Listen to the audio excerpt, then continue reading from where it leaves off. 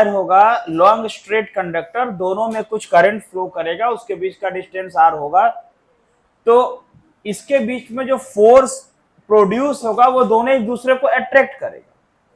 और अट्रैक्शन के फोर्स का फॉर्मूला क्या पढ़े थे?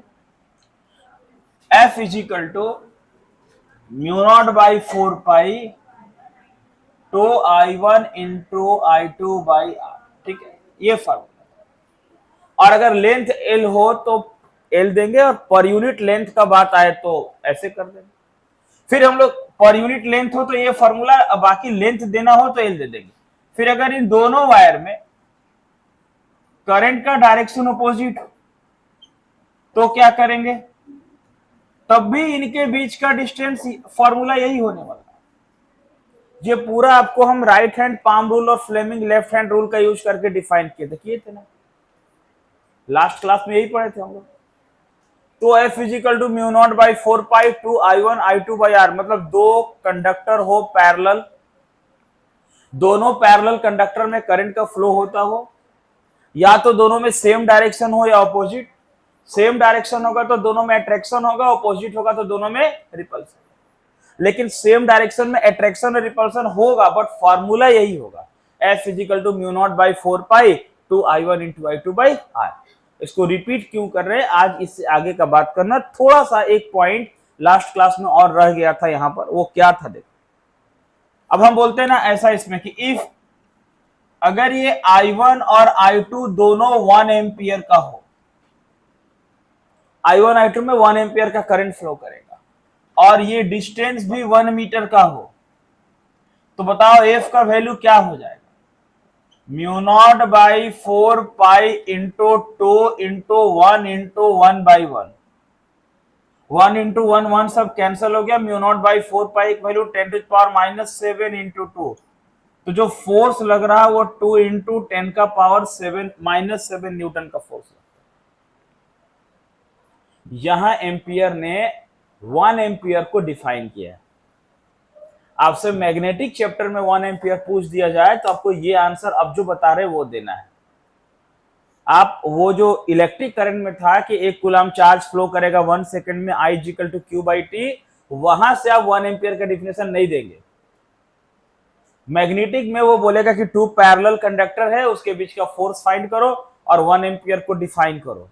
तो 1 एम्पियर का डिफिनेशन देखिए क्या होगा। यहां से ये होगा कि 1 ampere is that value of current, that value of current which on flowing, कहां फ्लो कर रहा है? flowing through each of infinitely long straight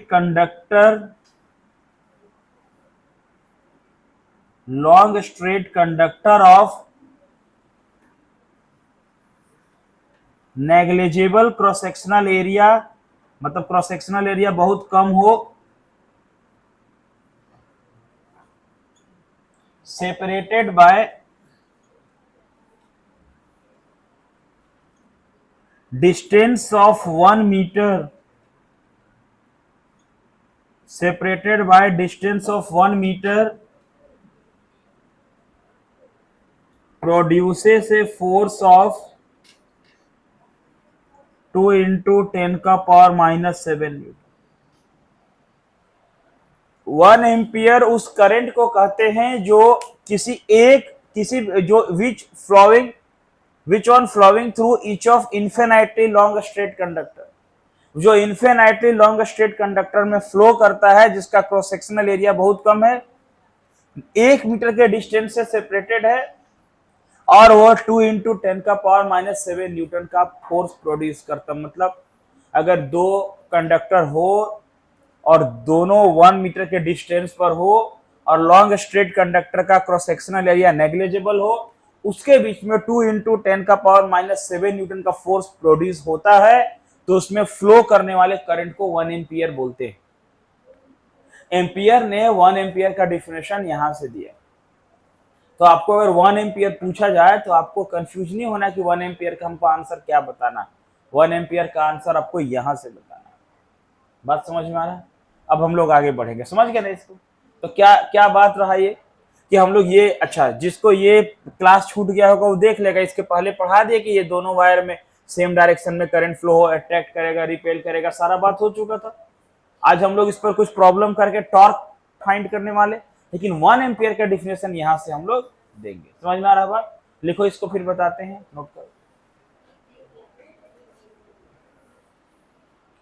बताइए, बहुत अच्छा क्वेश्चन है ये, बताइए कैसे बनेगा ये। अभी जो हम लोग पढ़े उसी फॉर्मूला पर बेस्ड है। हम लोग अभी जस्ट पढ़े, टू लॉन्ग स्ट्रेट कंडक्टर हो, आइदर करंट सेम डायरेक्शन या अपोजिट डायरेक्शन, उसके बीच में फोर्स क्या लगता है, mu naught by 4 pi 2 I1 I2 by r. अब यहां पर देखो क्वेश्चन पढ़ते क्या है, rectangular loop of side 25 centimetre, ये रेक्टेंगुलर लूप है, रेक्टेंगुलर लूप ये दिखाई दे रहा है, इसका साइड है 25 एंड 10, मतलब ये लॉन्गर साइड 25 है और शॉर्टर साइड कितना है, 10 है। और ये जो है ना करंट ऑफ 15 एम्पियर, पूरे लूप में 15 एम्पियर का करंट फ्लो कर रहा है। इसको प्लेस्ड किए हैं longer side parallel to a long straight conductor. ये एक लॉन्ग स्ट्रेट कंडक्टर है, इनफिनाइट है, कहां तक गया इसका कोई साइड नहीं दिया हुआ, ठीक है, इसका कोई साइड नहीं दिया हुआ। अब ये लॉन्गर साइड पर दिया, parallel to a long straight conductor 2 centimetre apart, carrying a current of 25 ampere, मतलब इससे ये 2 सेंटीमीटर का डिस्टेंस है, इससे ये 2 सेंटीमीटर का गैप है इन दोनों के बीच। आ रहा बात समझ में, डिस्टेंस। अभी इस लूप पर लगने वाला टोटल फोर्स निकालो, अब बताओ कैसे निकलेगा। आपके पास क्या सिचुएशन दिखाई दे रहा, अगर आप लॉन्ग स्ट्रेट कंडक्टर का बात करते हैं, चलो पर यूनिट लेंथ करके निकाल ले, अगर हम लोग, आप देखिए इस कंडक्टर के ये सामने, अगर लूप ए बी पर बात करेंगे कि चलो लूप ए बी पर कितना फोर्स लग रहा है, ए बी पर, क्योंकि पैरेलल में कौन कौन है, ये 25 एम्पियर वाला जो करंट है उसके पैरेलल में ये है ए बी कंडक्टर पैरेलल में, और पैरेलल में कौन है, सी डी पैरेलल में, इसके पैरेलल में यही दोनों, ये दोनों नहीं है, ये दोनों पैरेलल में नहीं है, यानी लॉन्ग स्ट्रेट कंडक्टर के पैरेलल में ये दोनों कंडक्टर।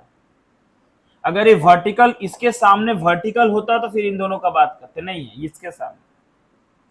तो आप क्या कर सकते हैं, इस कंडक्टर में इस कंडक्टर के बीच इन दोनों कंडक्टर के लगने वाला फोर्स आप फाइंड कर लीजिए। जब आप इन दोनों कंडक्टर के बीच लगने वाला फोर्स फाइंड करेंगे तो आपका I1 25 एम्पियर, I2 15 एम्पियर, और उसके बीच का डिस्टेंस होगा 2 centimetre. Mu naught by 4 pi 2 I1 into I2 by r, r कितना है, 2 सेंटीमीटर, है ना, और फिर आर 2 सेंटीमीटर है, और इन दोनों में करंट का डायरेक्शन सेम दिखाई दे रहा है।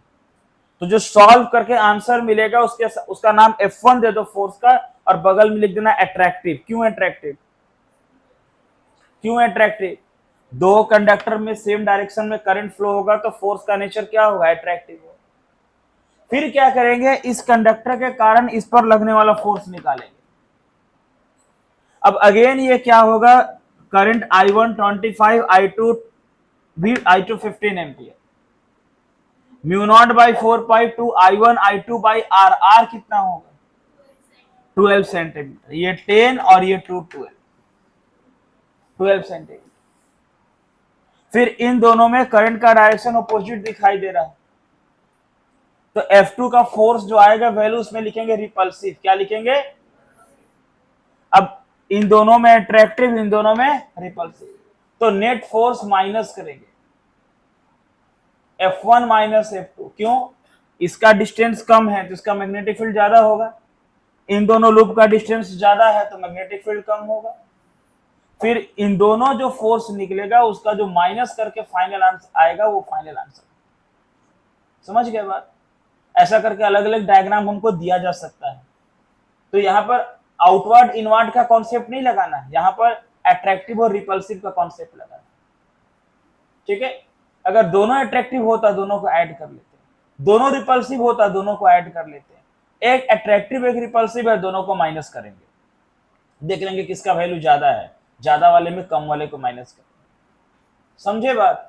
बनाइए, समझे तो थोड़ा टाइम देते, कैसे बनाते बनाइए, जल्दी बनाइए। देखिए इसका आंसर हम लोग देख लेते हैं। अगर हम बात करते हैं कि फोर्स ऑन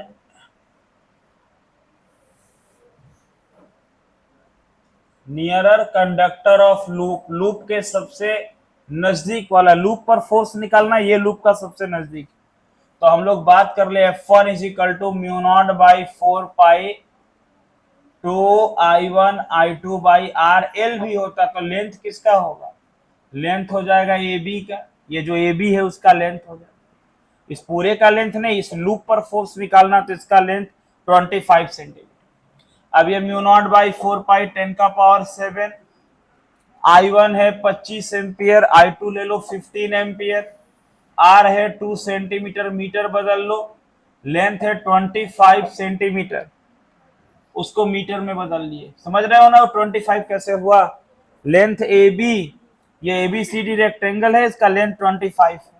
इसमें कंफ्यूजन है कि 25 लेंथ है, ये 25 एम्पियर करंट, ये करंट इसका है, इसको I1 मान लो, इसको I2, दोनों का करंट, डिस्टेंस 2 सेंटीमीटर, और ये 25 है तो ये भी 25।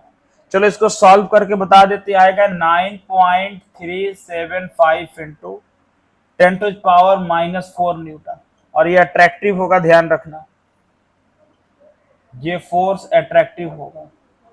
सिमिलरली अगर हम बात करें, ठीक है, सिमिलरली बात करें कि फोर्स ऑन, अगर यहां F2 निकाले तो क्या होगा, mu naught by 4 pi two I1 into I2 by R of length, क्या लेंथ होगा, CD लेंथ होगा। अब ये 10⁻⁻7 2 इंटू 25 एम्पियर इंटू 15, R कितना होगा बोलना, अब यार 10 और 2 मिलके 12 सेंटीमीटर, तो 12 इंटू 10 का पावर माइनस, लेंथ फिर हो गया 25 इंटू 10 का पावर -2। ये F2 का वैल्यू पूरा सॉल्व करेंगे आप तो आने वाला है 1.5625 इंटू 10⁻⁻4 न्यूटन, ये रिपल्सिव होगा। फिर नेट फोर्स क्या करेंगे हम लोग,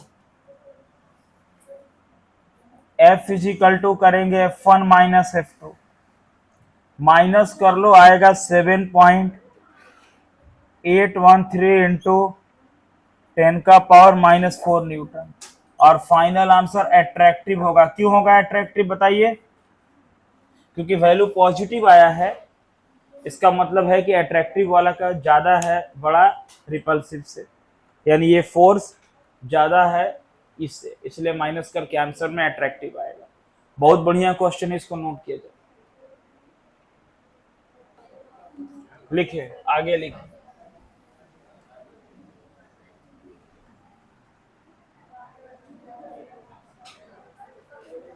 लिखे torque acting on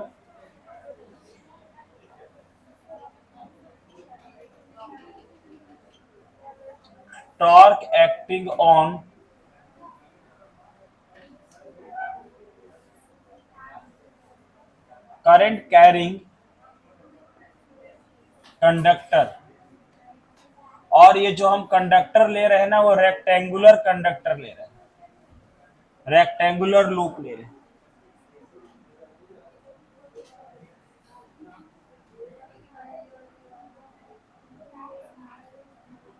in uniform magnetic field, ध्यान देना। तो हम बात कर रहे हैं torque acting on current carrying conductor, यानी कि जो कंडक्टर रेक्टेंगल फॉर्म में है, कहां पर, तो यूनिफॉर्म मैग्नेटिक फील्ड। देखो अब टॉर्क निकालना है। अब करंट कैरिंग कंडक्टर पर टॉर्क फाइंड होने वाला, ठीक, और हम उसको मैग्नेटिक फील्ड में रखें। ध्यान देना कि जब हम कंडक्टर पर रखें मैग्नेटिक फील्ड, कंडक्टर को मैग्नेटिक फील्ड में रखें और एक रेक्टेंगुलर कंडक्टर रखें। मान लो ऐसे एक रेक्टेंगल है, ये सपोज करो ये एक रेक्टेंगल है, ऐसा एक रेक्टेंगुलर लूप है जिसमें करंट का फ्लो हो रहा है। अब किसी डायरेक्शन में करंट का फ्लो करवा रहे हैं, इसको रखे यूनिफॉर्म मैग्नेटिक फील्ड में। तो मैग्नेटिक फील्ड पहले से है क्या? मैग्नेटिक फील्ड सेटअप है, बिल्कुल। अब आप इस मैग्नेटिक फील्ड को सेटअप करने के लिए ऐसा बोल सकते हैं कि देखो हम एक मैग्नेट का सिलिंड्रिकल नॉर्थ पोल ले लेते, बोलते ये मैग्नेट का नॉर्थ पोल है, और हम बोल देते ये मैग्नेट का साउथ पोल ले लेते।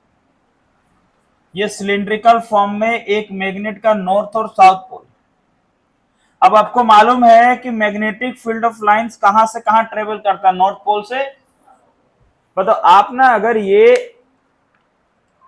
आप ये मैग्नेटिक फील्ड सेटअप कर लियो तो ठीक है, नहीं तो आप ऐसा नहीं बना के डायरेक्ट एरो का साइन दे दो कि मैग्नेटिक फील्ड है। लेकिन ये बार बार बात हो रहा, जब चैप्टर स्टार्ट था तब से बात हो रहा कि चार्ज मोशन किया तो एक्सटर्नल मैग्नेटिक फील्ड था, कंडक्टर को रख रहे हैं तो एक्सटर्नल मैग्नेटिक फील्ड है। तो भाई यहाँ एक्सटर्नल मैग्नेटिक फील्ड हम मैग्नेट से भी प्रोड्यूस कर सकते हैं, करंट कैरिंग वायर से कर सकते हैं, मैग्नेट से कर सकते। तो मान लो ये मैग्नेटिक फील्ड है, मतलब इसमें मैग्नेटिक फील्ड ऑफ लाइन कहां से कहां ट्रेवलिंग कर रही है? नॉर्थ से साउथ, मालूम है ना? यानी कि ये नॉर्थ से साउथ में magnetic field of lines travelling कर रहा। अब इसमें एक रेक्टेंगुलर कॉइल को हम ले लेते हैं ऐसे। अब इसमें एक रेक्टेंगुलर कॉइल को हमने ले लिया। ये अब डायग्राम तो हमारा ऐसा बनेगा बोर्ड पर 2 डायमेंशनल में। अब इस रेक्टेंगुलर कॉइल को हम लोग रख दिए मैग्नेटिक फील्ड में।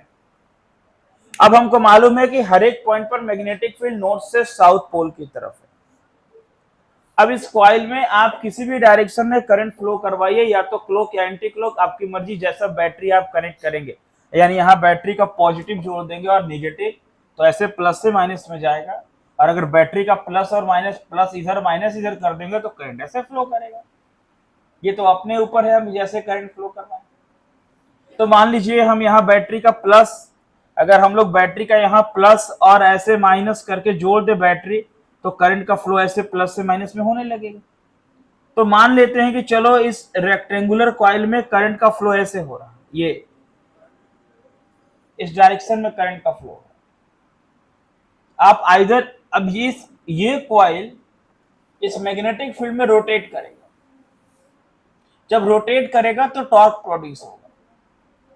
टॉर्क का मतलब हम लोग पढ़े 11 में, magnitude of force into perpendicular distance.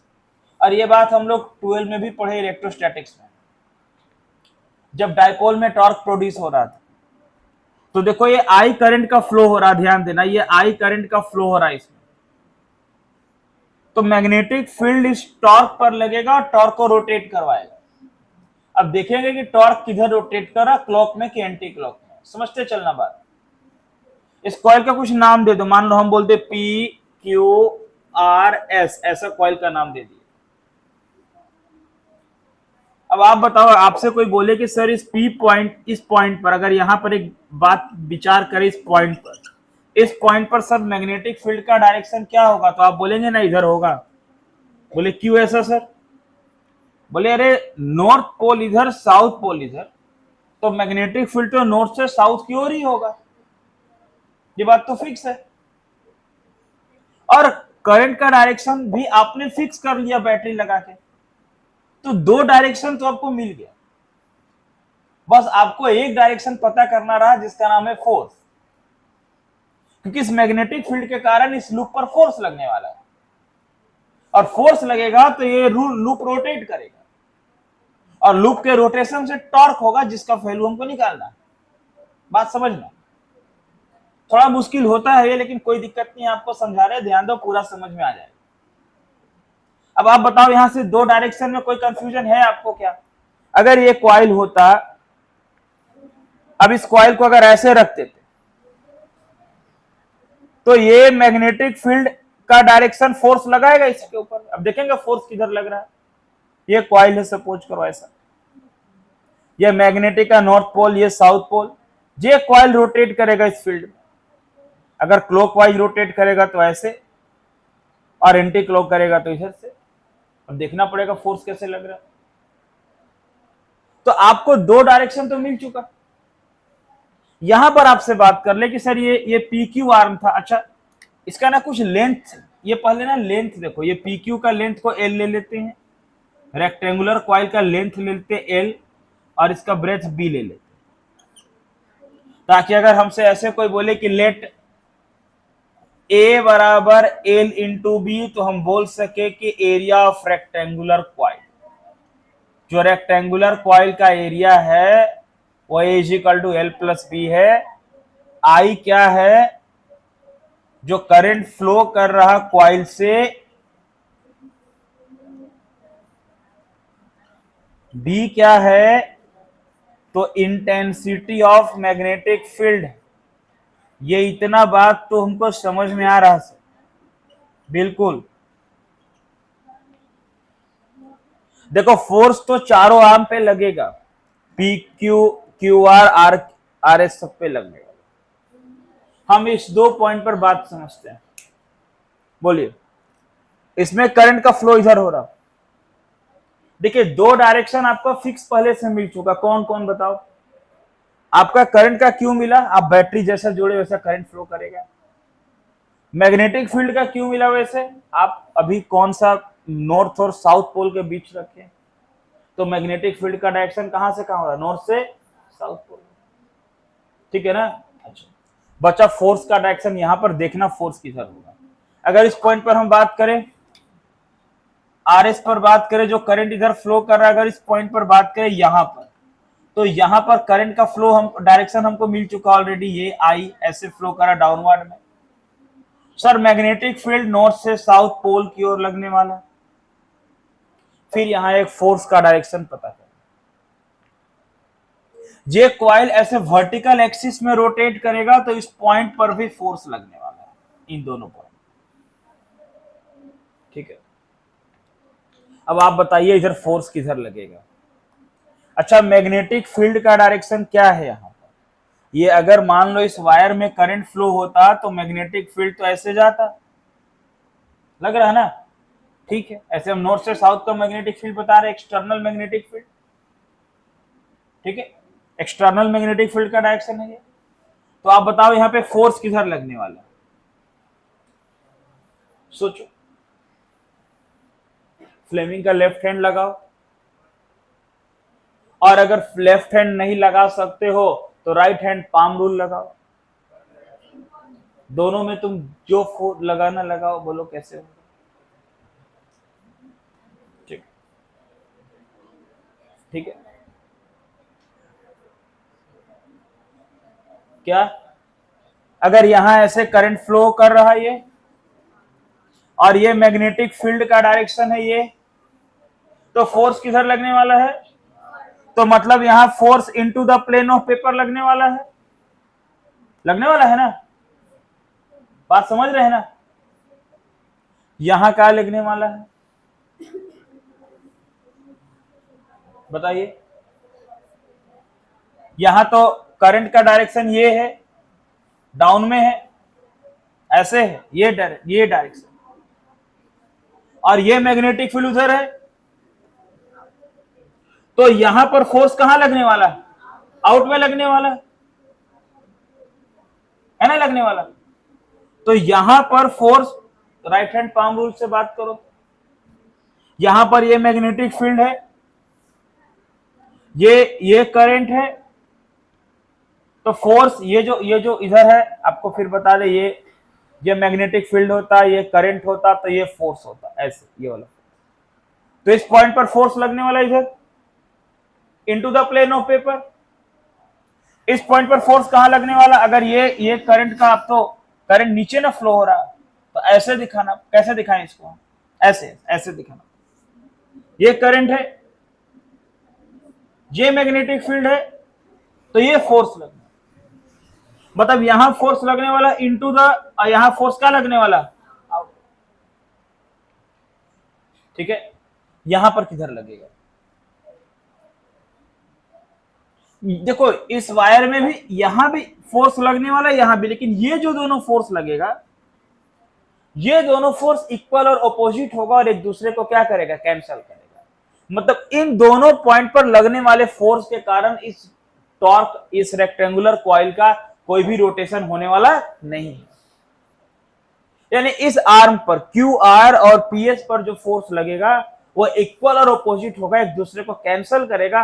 और इन दोनों, अगर मान लो इस पे इधर लग रहा तो इस पे उधर लग जाएगा, पता चला जितना फोर्स अप उतना डाउन, बैलेंस कर लिया, और इन दोनों पर फोर्स के कारण इसका कोई रोटेशन होने वाला नहीं। तो रोटेशन कहां कहां होने वाला, कैसे कैसे बताइए, किस किस डायरेक्शन में होने वाला है? हाँ तो बताएं आप लोग, फोर्स किधर किधर लग रहा है, एक बार फोर्स का डायरेक्शन बताइए। यहां कहां लग रहा है फोर्स? इनवर्ड लगेगा। क्या डायरेक्शन बता दे, इधर बना दे, चलो इधर फोर्स ले लेते हैं, इधर बोल देते F1। ये थोड़ा देख लेना, आई करंट है जगह के हिसाब से, ये देखो ये फोर्स F1, और यहां क्या लगने वाला फोर्स? ये फोर्स बाहर लगेगा F2। तो ये force into the plane of paper perpendicular to PQ inward में, और ये force perpendicular to RS outward में। समझे बात? यहां पर कोई दिक्कत समझने में? क्या बताया यहां? करंट इधर, मैग्नेटिक फील्ड इधर, तो फोर्स इधर अंदर। फोर्स अंदर में नहीं दिखा रहे, यहां एरो का साइन दिखा रहे, अंदर में जगह नहीं, बोर्ड है, दीवार है उधर में। ठीक, फिर यहां पर बताओ, ये वाला थोड़ा समझना, ऐसे ऐसे ये वाला गड़बड़, ये ऐसे करंट है, ये मैग्नेटिक फील्ड, ये बाहर में इधर इधर इधर, यहां ये बाहर में इधर फोर्स लगने वाला ऐसे, ये इसको ऐसे घुमाए, इसे रोटेट, इसे रोटेट करे।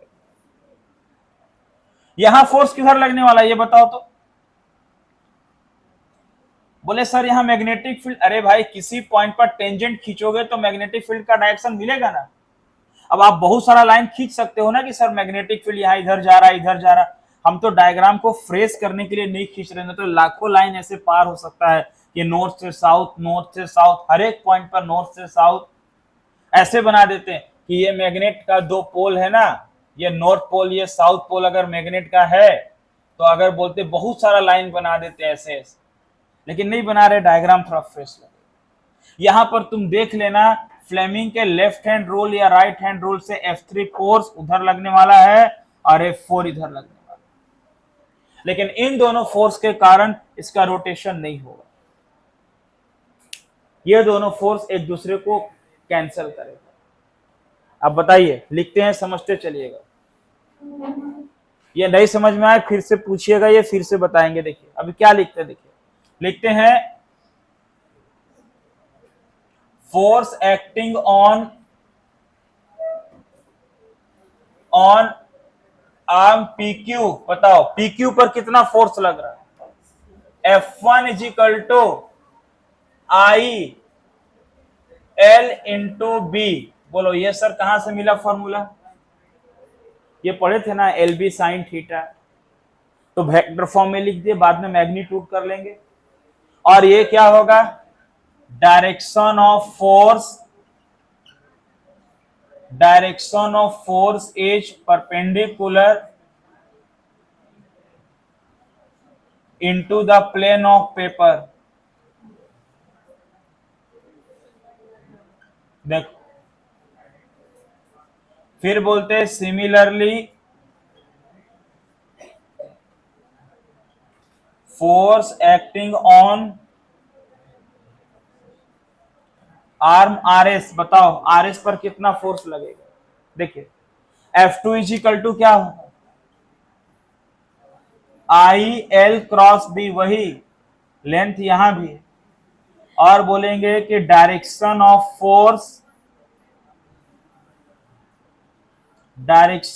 फोर्स इज परपेंडिकुलर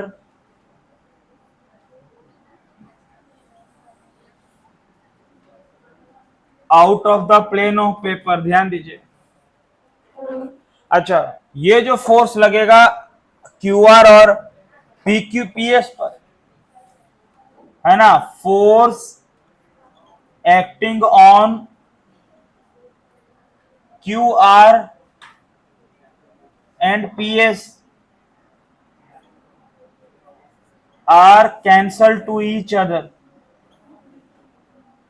वो एक दूसरे को कैंसल कर देगा, यानी बोल देंगे F3 is equal to minus F4, और इसका कोई रिजल्ट आने वाला नहीं है।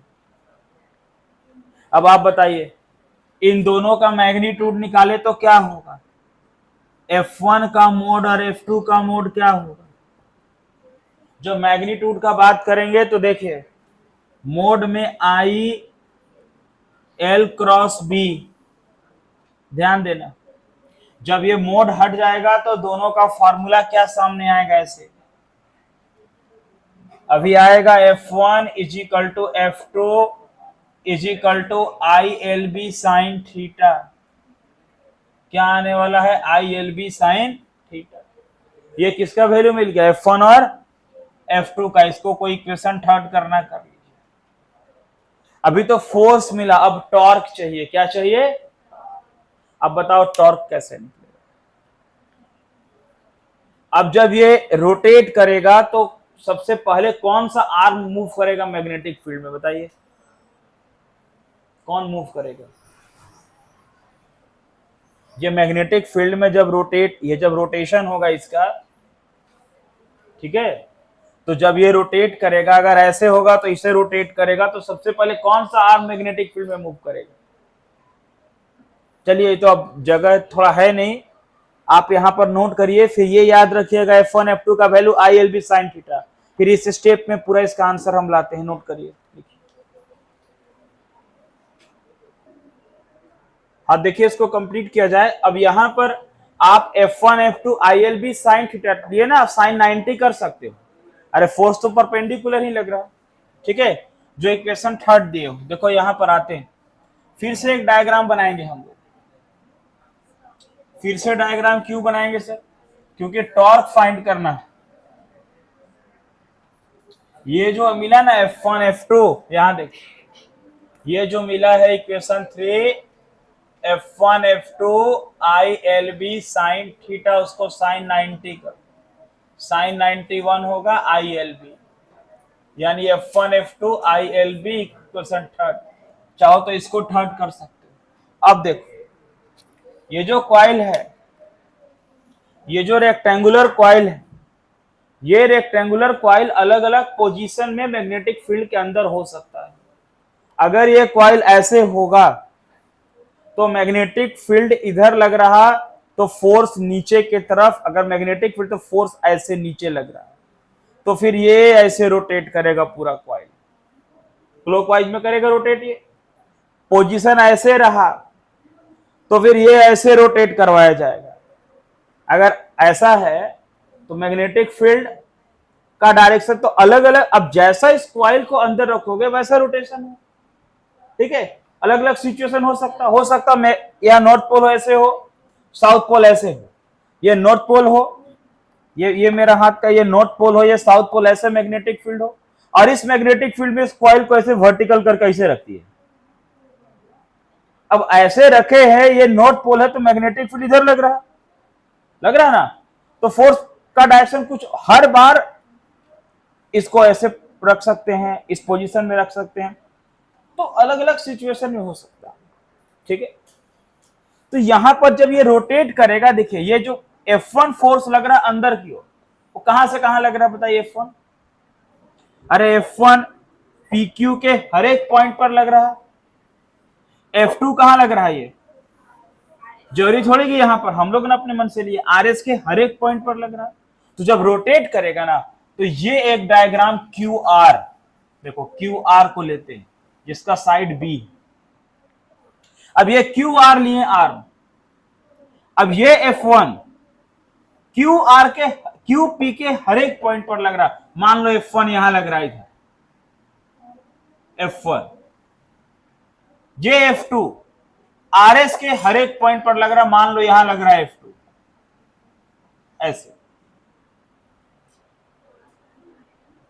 अब ये क्या करेगा, इस आर एस को कैसे क्या करना है, ये इस पर फोर्स लग रहा तो रोटेशन होगा, इसका होगा ना। टॉर्क मतलब क्या, डिफ्लेक्शन। अपना प्लेस से कोई डिफ्लेक्ट किया तो टॉर्क नहीं फाइंड होगा, समझ रहे बात। तो कहने का मतलब है ये क्यू पी के हर एक पॉइंट पर F1 लग रहा, आर एस के हर एक पॉइंट पर F2 लग रहा।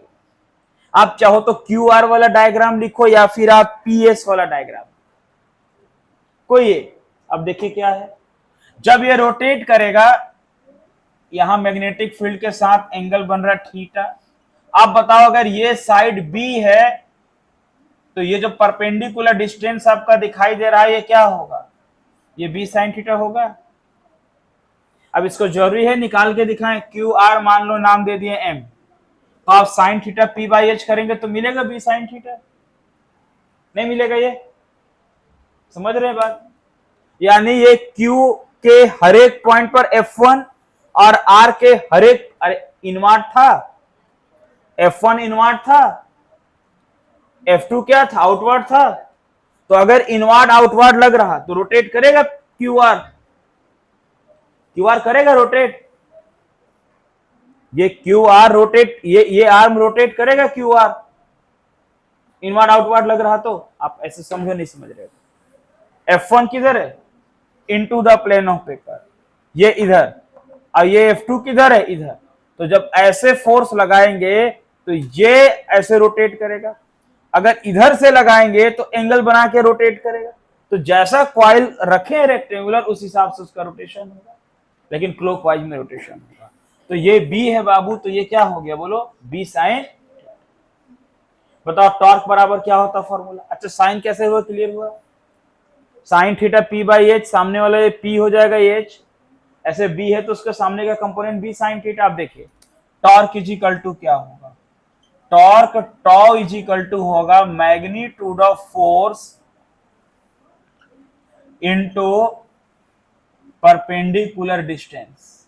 अब ध्यान देना, तो टॉ बराबर मैग्नीट्यूड ऑफ फोर्स है आई एल बी, और परपेंडिकुलर डिस्टेंस हो गया बी साइन थीटा। देखो यहां पर tau is equal to I L B और perpendicular distance B sine theta. अब क्या करेंगे, देखिए यही परपेंडिकुलर डिस्टेंस है। आप इस डायग्राम को ऐसे इलेक्ट्रोस्टैटिक्स में ऐसे पढ़े थे, देखो एक डायपोल पर फोर्स इधर लगता था इधर, तो ये डिस्टेंस क्या होता था, ये लेंथ 12 था, तो ये सामने वाला क्या था 12 साइन थीटा, ये माइनस क्यू प्लस क्यू का चार्ज था। इसी डिस्टेंस को क्या बोलते थे, परपेंडिकुलर डिस्टेंस। याद आ रहा है ये बात, ये नहीं याद आ रहा है इलेक्ट्रोस्टैटिक्स में कि minus Q plus Q dipole था, फोर्स लगता था, टॉर्क प्रोड्यूस हुआ पी साइन थीटा, निकला था ना। तो 12 के सामने वाला 12 साइन थीटा एंगल है, तो यहां पर बोलो अब आई, एल और बी को एक साथ लेते हैं, क्या हो गया एल इंटू बी, फिर कैपिटल बी साइन थीटा, बोलिए टॉ बराबर आई, एल इंटू बी क्या होता है area, I a b sine theta. अगर हम बोल दे इफ कॉइल हैज n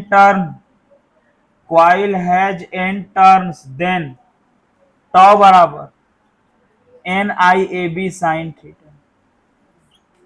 बताओ टॉर्क का क्या फॉर्मूला निकला, जब एक रेक्टेंगुलर कॉइल को मूव करवाएंगे मैग्नेटिक फील्ड में तो टॉर्क का फॉर्मूला क्या मिला, n I a b sine. और देखो मैक्सिमम टॉर्क के लिए क्या होगा, फॉर मैक्सिमम टॉर्क उसके लिए क्या होने वाला, थीटा 90। तो टॉ मैक्स क्या हो गया n I a b sine 90, sine 91, तो टॉर्क हो गया एन आई ए बी। तो बाबू जब किसी रेक्टेंगुलर कॉइल को मैग्नेटिक फील्ड में रखेंगे तो उस पर जो टॉर्क लगेगा उसका फॉर्मूला होता है n I a b sine theta. और बता दें हम आपको एक बात और, सुनिए बढ़िया से। अब आप बोलेंगे कि सर ये डेरिवेशन क्या आ सकता है, तो हम बोलेंगे कि देखो हो सकता है डेरिवेशन आए या नहीं आए, ये अलग बात है, लेकिन आपको एक नॉलेज हुआ कि टॉर्क जब प्रोड्यूस होगा रेक्टेंगुलर कॉइल पर तो फॉर्मूला क्या लगेगा, NIAB। अब सुनिए, और आने वाला दो इंपॉर्टेंट, एक तो इसी का सबसे लास्ट है गैल्वेनोमीटर, और एक मिलेगा आगे चल के AC जनरेटर। अब AC जनरेटर और गैल्वेनोमीटर पूरी तरह से इसी फॉर्मूले पर पूरा बेस्ड है। इसी को ना जनरेटर बना देंगे, यहां से लगा क्या बोलते हैं ब्रश व्रश लगा के, और इसको रोटेट करवाएंगे मैग्नेटिक फील्ड में। यही है जनरेटर का डायग्राम, ऐसे ही आगे चल के बनाएंगे, यहाँ से स्लिप रिंग्स ब्रशेस लगाएंगे और उसको रोटेट करवाएंगे। तो जो जनरेटर AC जनरेटर पढ़ेंगे ना, वो बिना इस फॉर्मूला का हम नहीं कर पाएंगे।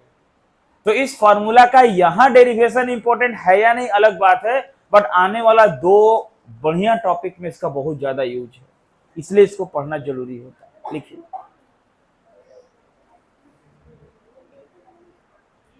तो देखिए टॉर्क का फॉर्मूला निकल गया, टॉ बराबर NIAB साइन थीटा। अब आपको एक और इंफॉर्मेशन दे दे, यहां पर हम क्या इंफॉर्मेशन दे दे कि current loop behave as a magnetic dipole. देखिए, मतलब अगर कोई करंट लूप है ना, तो डाइपोल के जैसा बिहेव करता है, ठीक है। अब हम लोग मैग्नेटिज्म पढ़ेंगे ना चैप्टर 5, उसमें हम लोग सारा कुछ चैप्टर 1 के जैसे रिवीजन होगा। जैसे मान लो इलेक्ट्रिक डाइपोल पढ़े तो वहां पढ़ेंगे मैग्नेटिक डाइपोल। हम लोग इलेक्ट्रिक डाइपोल का एक्सियल इक्वेटोरियल किए थे, तो यहाँ मैग्नेटिक डाइपोल का एक्सियल इक्वेटोरियल करेंगे। फिर टॉर्क निकालेंगे मैग्नेटिक डाइपोल पर, ओरिजिनल मैग्नेट के कारण मैग्नेटिक फील्ड होगा, उसका चर्चा करेंगे हम लोग अगले चैप्टर में, गैल्वेनोमीटर के बाद जो चैप्टर शुरू होगा। ध्यान दो, अभी क्या बता रहे हैं आपको, एक क्लॉक रूल बताया था एक बार कि अगर किसी वायर में करंट फ्लो कर रहा क्लॉकवाइज डायरेक्शन में, तो क्लॉकवाइज डायरेक्शन में फ्लो कर रहा मतलब वहां कैसा पोल बनना चाहिए, वहां साउथ पोल बनना चाहिए। और अगर किसी फेस में कहीं पर करंट एंटी क्लॉकवाइज में फ्लो करता हो तो डेफिनेटली वहां क्या बनना चाहिए, नॉर्थ पोल। और आप देखे थे सोलिनॉइड, सोलिनॉइड क्या देखे थे कि सोलिनॉइड के अगर हम इस फेस का बात करें तो यहां पर करंट क्लॉकवाइज था, और इस फेस का बात करें तो एंटी क्लॉक था, तो यहां हम लोग बोले नॉर्थ और साउथ पोल बना। तो अब मान लो सोलिनॉइड नॉर्थ और साउथ पोल बनता है, तो ये मैग्नेटिक डाइपोल, डाइपोल मतलब टू पोल्स, यानी ये जो करंट कैरिंग कंडक्टर है वो डाइपोल के जैसा बिहेव करता है। अरे अभी डाइपोल का पूरा कॉन्सेप्ट हमारा नहीं आया, चैप्टर 5 में आएगा, लेकिन यहां पर थोड़ा बात हमको ये नॉलेज ले लेना, क्या एक फॉर्मूला क्या नॉलेज ना, ध्यान देना।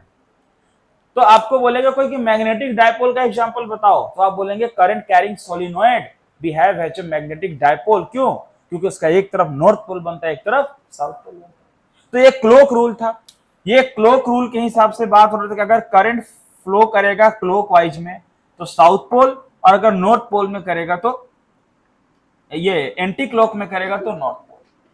थोड़ा सा उल्टा बोल दिया, देखो, करंट फ्लो करेगा क्लॉकवाइज डायरेक्शन में तो साउथ पोल, और एंटी क्लॉकवाइज डायरेक्शन में तो नॉर्थ पोल। देखो, अब टॉर्क का फॉर्मूला अगर हम लिखें, टॉ इज इक्वल टू, तो टॉ इज इक्वल टू होता है NIAB साइन थीटा। सुनो, ठीक है। अब यहां से ना n तो नंबर ऑफ टर्न है, IA को यानी कि हम ये क्या बोलते हैं कि current carrying loop, current carrying loop behave as a magnetic dipole, और उसका जो मैग्नेटिक डाइपोल मोमेंट है, मैग्नेटिक डाइपोल मोमेंट को स्मॉल m से लिखते हैं, और वो m का फॉर्मूला होता IA। देखो, ये IA, इस IA के प्रोडक्ट को कहते हैं मैग्नेटिक डाइपोल मोमेंट, जहां A का मतलब cross sectional area pi r square होता है। अब आप बोलोगे कि इसका अब दो इंफॉर्मेशन क्या दे रहे हैं, पहला कि करंट कैरिंग लूप कैसा बिहेव कर रहा है मैग्नेटिक डाइपोल के जैसा, और दूसरा बात हम कर रहे हैं कि जो मैग्नेटिक डाइपोल के जैसा बिहेव करेगा उसका मैग्नेटिक डाइपोल मोमेंट का फॉर्मूला m बराबर क्या होगा, I इंटू A। अब सुनिए एक और बात, सर ये फॉर्मूला आप डायरेक्ट तो लिख दिए यहां पर, लेकिन इसको डिराइव करके कैसे होगा सुनो। जब अभी हम पढ़ रहे हैं ना, ये इस कॉइल में टॉर्क प्रोड्यूस होगा तो NiAb sin थीटा, और जब ये डायपोल होगा तो हम लोग चैप्टर 5 में एक डिफिनेशन करेंगे, टॉ बराबर mb sin थीटा। क्या प्रूफ करेंगे? टॉ बराबर mb, जैसे था ना PE sin थीटा इलेक्ट्रोस्टैटिक्स में, वैसे mb sin थीटा। जब कंपेयर करेंगे ना दोनों टॉर्क को, तो साइन साइन कंपेयर होगा, बी बी कंपेयर होगा, m का प्लेस में बच जाएगा NiA। ये बात वहां पर क्लियर होगा, लेकिन यहां मेंशन इसलिए करना जरूरी है क्योंकि करंट कैरिंग वायर में टॉर्क प्रोड्यूस का फॉर्मूला हम लोग फाइंड किया। तो जब दोनों को कंपेयर करोगे ना तो m बराबर NiA होगा। अगर नंबर ऑफ टर्न n हो तो यहां m बराबर NiA भी हो सकता है। तो ये बात को ध्यान रखना कि मैग्नेटिक डायपोल मोमेंट का formula m is equal to IA या NiA होता करंट कैरिंग लूप का, और जो करंट कैरिंग लूप है वो कैसा बिहेव करेगा? मैग्नेटिक डायपोल के जैसा बिहेव करेगा। अभी ये फॉर्मूला बिना इसका फॉर्मूला, बिना ये फॉर्मूला का डायरेक्ट हम बोल रहे हैं कि m बराबर IA, I और A का प्रोडक्ट मैग्नेटिक डायपोल मोमेंट होता। बट ये फॉर्मूला कैसे आएगा ये हम लोग बात करेंगे जब एक हम लोग डिराइव करेंगे टॉ बराबर mb sin। समझ में आ रहा है बात? इस बात को हम मेंशन कर लो। अब हम लोग का अगली क्लास है मूविंग कॉइल गैल्वेनोमीटर, जो वेरी वेरी इंपॉर्टेंट है, नोट करो इसको।